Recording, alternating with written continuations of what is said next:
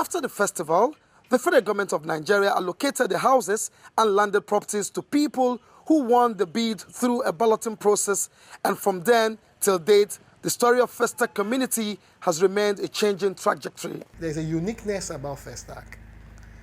If you move from 7th Avenue to 22 Road, the aquifer is so nice that you can get clear water.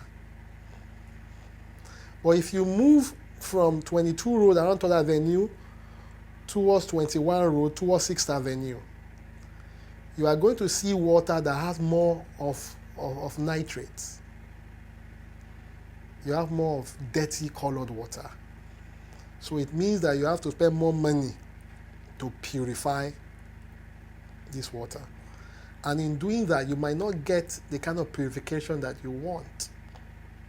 It means you have to spend more money. So water is a big problem in Festac Town. Provision was made for the number of people they wanted to cater for. The water corporation could serve. And from the design, there were to be another water corporation, aside from the one on 22 Road. They were to break the distribution network and production network. Changes abound everywhere in Festac, so that the area that was initially designed for about 100,000 people has stretched in population to about 500,000 residents. I'm not saying that everything that is there as 1977, there could be no amendment. There could be amendment, but that amendment must be reasonable, must be to a plan, a physical planning of that area. If you go to buffer zone, part of the thing we are fighting is in buffer zone. That buffer zone, all those who are selling car there are not supposed to be there. The agreement which we won at a case we took FHA to court on buffer zone, and a decision was taken. It's a consent judgment. The consent judgment says that FHA will transfer all those mechanics that were on buffer zone to a land, a place where mechanic village was provided in 6th Avenue, which is in 2nd phase. They will fill that buffer zone. We have agreed that they should build some part of it, this facing 2nd Avenue, to be residential. The part facing Badagry Express Road should be commercial.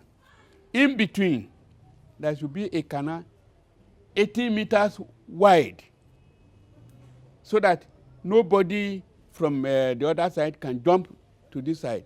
And at the side of each, at the two sides of the canal, there should be green trees, which will still create a kind of windbreaker to Festac.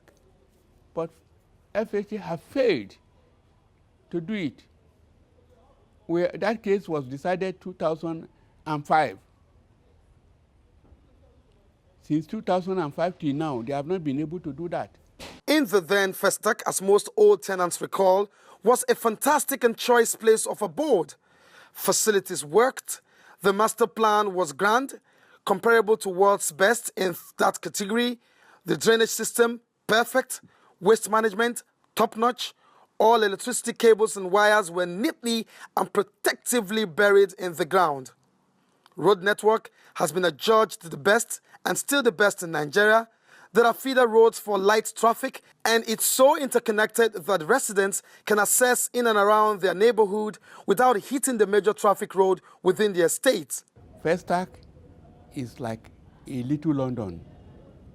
Everything here works. We have the water working, we have the light working, we have the light both day and night working. Everything was in order. And of course our roads, because he put in place a cleaning of the roads. The environmental situation was fine. So up to 1987, Festac was still a beautiful place.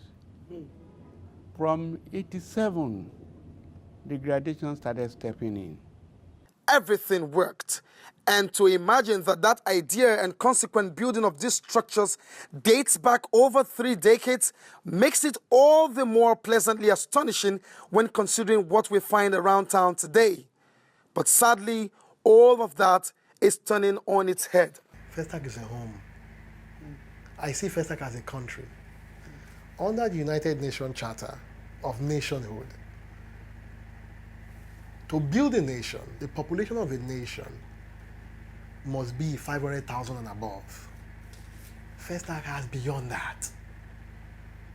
Festac itself can be called a local government in terms of size, in terms of population, in terms of demography. Festac itself is a local government. I say Festac is home because we know each other. While we were growing up, we knew each other. And for those one growing up now, they also know each other. But we were more privileged because we had places where we interfaced. It's either we meet at playgrounds, we meet at close parties, end of year party, and what have you, or we meet at what you call joints. We had joints. We had Mama's Kitchen in those days where we go to shoot pool and take some drinks.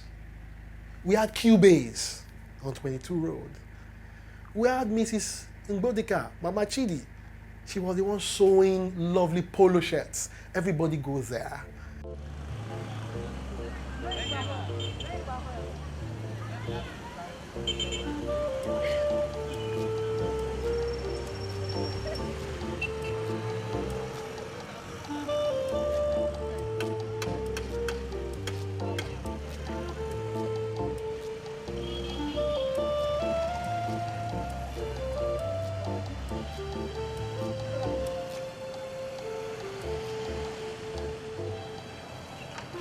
Structurally, aesthetically, all that is changing fast and very fast too. The structural flow happened to all Lagos State. There were designs that was meant to just be for housing. But as people developed, the people who initially started the environment, the community, relocated to other places, and people who didn't have understanding of why the community was created moved in. So things changed, and the government didn't do anything about it. That's why you get some areas and you see containers where used to be flowers and gardens, and now shops and all that. And while these shops were being developed, the government didn't stop them. Now they are now livelihood to people, which to me it's hard to really just remove and yank them off. The shopping complex are no more functioning because instead of going to the shopping complex, you can rent a shop beside your house. Now this is happening because the people who started the community have mostly relocated to other places, and that's why we have that happening. So partially I would say yes, structural wise, it's been affected, strongly affected. But when you look at the population, it has grown. But the issue we have is population is growing, while from the governmental angle, nothing is being done about it. So people are becoming much in a particular area, and that's why you see containers turning into abode for people to live in because of housing projects. So right now, structures and all that being affected, but I could say categorically that Festac is developing. Maybe when the election comes up and we have a chairman in this hood, then we know how to go about some of these things, because there are things that really need to be changed.